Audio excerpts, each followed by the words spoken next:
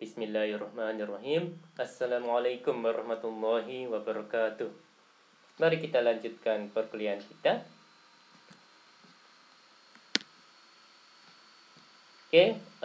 Topik perkuliahan kali ini adalah The Seven Dimensions of Culture, a Definition.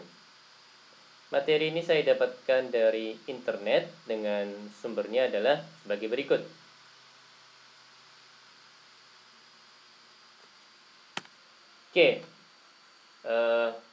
What are the seven dimensions of culture? Ya, ini ada dua foto ya, Mas dan Mbak. Yang pertama Pak Fons Trompenaars yang atas, yang bawah nama beliau adalah Charles Hamden Turner. Trompenaars Hamden Turner, THT, is a research-driven consulting firm that was founded 20 years ago by Fons Trompenaars and Charles Hamden Turner. THT starts from culture because culture provides the context within which people in organizations interact with one another and the world surrounding them. We work with all business implications of culture. We have identified 7 dimensions on which the values of diverse cultures vary. Jadi beliau telah mengidentifikasi 7 dimensi yang mana budaya-budaya bervariasi gitu ya Mas dan Mbak ya. We make the business and people aspects of culture tangible and measurable using a wide range of well-proven instruments underpinned by our extensive research. Jadi beliau telah berhasil menjadikan aspek-aspek budaya tangible, dapat dihitung, dapat dinilai gitu ya, dan juga diukur yang menggunakan instrumen-instrumen yang sudah terbukti secara luas. Dan juga instrumen-instrumennya itu banyak gitu ya Mas dan Mbak ya. Ini The Trompenaars Hamden Turner 7 Dimensions of Culture. Jadi beliau mendefinisikan 7 dimensi budaya.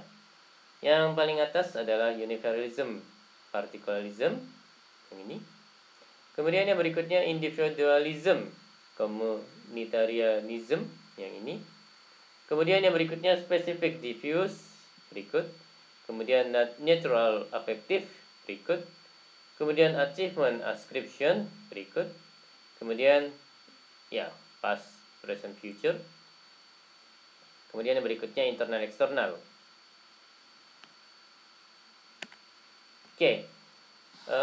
Yang pertama, poin pertama, universalism, particularism. The dimension universalism, particularism concerns the standards by which relationships are measured. Jadi yang diukur adalah hubungan ya, hubungan, relationships. Universalist societies tend to feel that general rules and obligations are a strong source of moral reference. Universalists are inclined to follow the rules even when friends are involved and look for the one best way of dealing equally and fairly with all cases. They assume that their standards are the right standards and they attempt to change the attitudes of others to match theirs. Di lain pihak, particularist societies are those in which particular circumstances are more important than rules. Bonds of particular relationships, family, friends, are stronger than any abstract rules. Response to a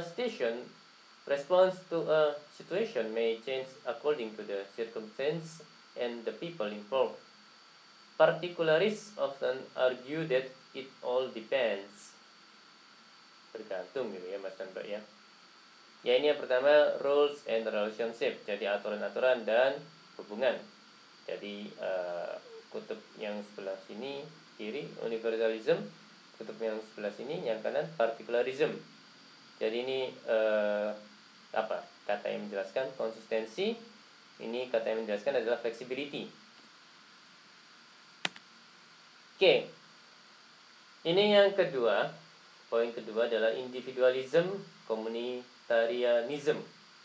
The dimension individualism versus communitarianism is about the conflict between an individual's desire and the interests of the group he belongs to.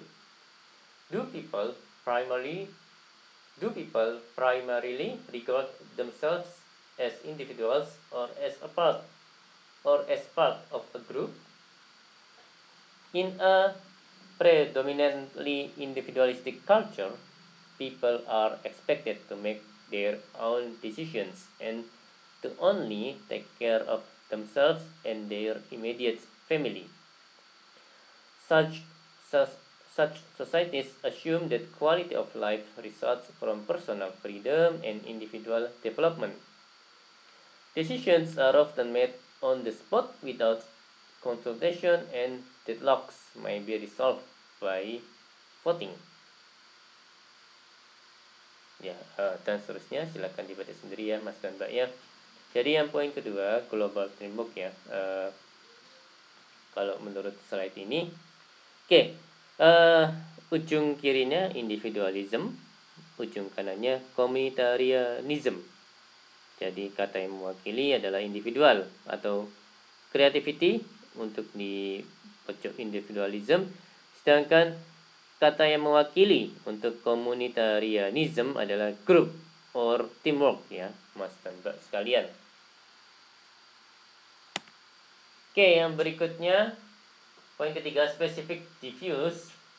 Generally, people from specifically oriented cultures begin by looking at each element of a situation. They analyze the elements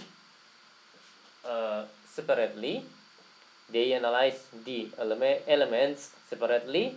Then put them back together again, viewing the whole is the sum of its parts. Specifically oriented individuals concentrate on hard facts. People from diffusely oriented cultures see each element in the perspective of the complete picture. All elements are related to each other. The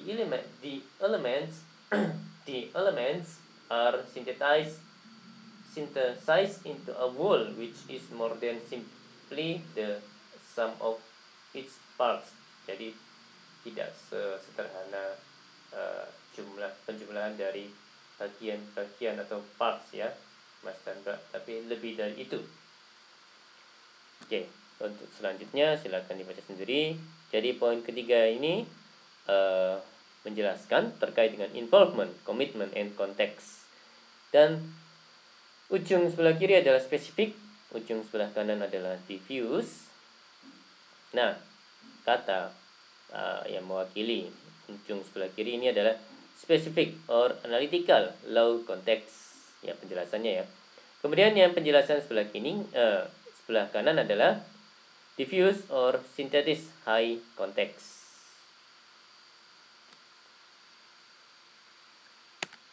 Okay. Point number 4 is neutral affective. This dimension focuses on the degree to which people express emotions and the interplay between reason and emotion in human relationships. Every culture has strong norms about how readily emotions should be revealed. In cultures high on affectivity, people freely express their emotions. They attempt to find immediate outlets for their feelings. In emotionally neutral cultures, one carefully controls emotions and is reluctant to show feelings. Reason dominates one's interaction with others. In a neutrally oriented culture, people are taught that it is incorrect to overly show feelings. In an affectively oriented culture, it is accepted to show one's feelings spontaneously. Jadi ada budaya yang mengizinkan orang untuk ada budaya yang mengizinkan mengekspresikan emosinya atau perasaannya, ada juga yang tidak mengizinkan gitu ya. Jadi yang poin keempat penjelasannya terkait dengan emotions ya, emosi-emosi Mas Chandra. Ujung sebelah kiri neutral, ujung sebelah kanan afektif. Nah, kata yang mewakili ujung sebelah kiri ini adalah kontrol. Nah, kata yang mewakili ujung sebelah kanan ini adalah passion. Okay, point number 5 is achievement ascription. Okay, the dimension achievement ascription focus on how personal status is assigned. While some societies accord status to people on the basis of their performance, others attribute it to them by virtue of age, class, gender, education, etc. dan lain-lain. While achieved status refers to action and what you do, ascribed status refers to being and who you are. Jadi poin kelima ini menjelaskan terkait dengan status ya, Mas dan Mbak ya. Dan ujung sebelah kirinya adalah achievement, ujung sebelah kanannya adalah ascription. Kata yang mewakili ujung sebelah kiri ini adalah egalitarian or doing, dan yang kata yang menjelaskan ujung sebelah kanan ini adalah hierarchy atau or being. Okay, point number 6 is time orientation. The time orientation dimension has two aspects: the relative importance cultures give to the past, present, and future, and their approach to structuring time. If a culture is predominantly oriented towards the past, the future is often seen as a repetition of past experiences. Hanya dilihatnya masa depan adalah sebuah repetisi, pengulangan dari pengalaman masa lalu. In a culture predominantly oriented towards the present, day-by-day experiences tend to direct people's lives. In a future-oriented culture, most human activities are directed toward future prospects. In this case, the past is not considered to be vitally significant to the future. Sequentialism and synchronism from the different approach to structuring time. I will repeat again. Sequentialism and synchronism from the different approach to structuring time. People who structure time sequentially view time as a series of passing events. I repeat again. People who structure time sequentially view time as a series of passing events. They tend to do one thing at a time and prefer planning and keeping to plans once they have been made. Time commitments are taken seriously and staying on schedule is a must. On time banget gitu ya. Strict. People structuring time synchronically view past, present, and future as being interrelated. They usually do several things at once. Time commitments are desirable but are not absolute, and plans are easily changed. Lebih fleksibel gitu ya Mas Chandra. Oke, ini poin ke-6 adalah terkait dengan time, menjelaskan tentang time. Untuk untuk yang sebelah kiri, ujung sebelah kiri adalah past, kemudian ujung sebelah kanan adalah future. Ini yang di tengah ada present, masa kini. Nah, kata yang mewakili ujung sebelah kiri adalah sequential, berlanjut gitu ya. Kemudian untuk yang ujung sebelah kanan, kalimat atau kata yang mewakili adalah sinkronik. Oke. Ini poin yang ketujuh. The point number 7 is internal external. The internal versus external control dimension concerns the meaning people assign to their environment.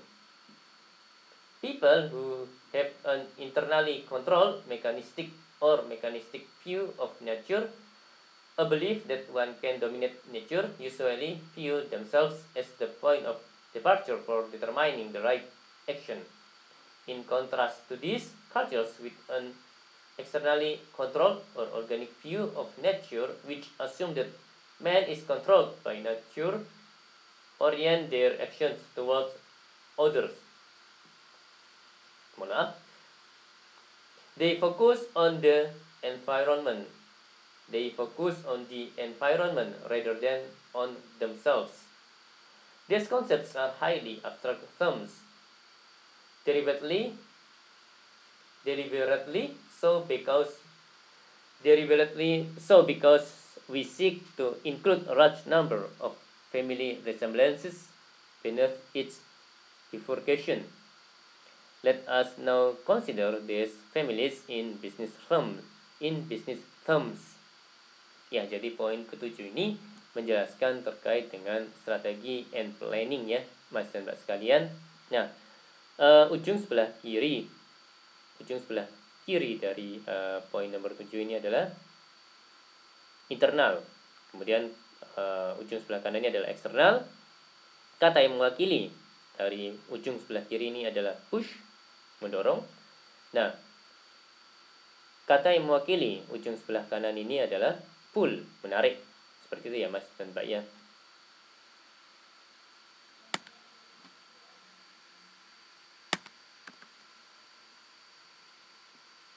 Baik, demikian perkuliahan kali ini. Mohon maaf kalau ada kata-kata yang salah. Terima kasih atas perhatian dan waktunya. Kita jumpa lagi insya Allah next time. Saya akhiri. Wassalamualaikum warahmatullahi wabarakatuh.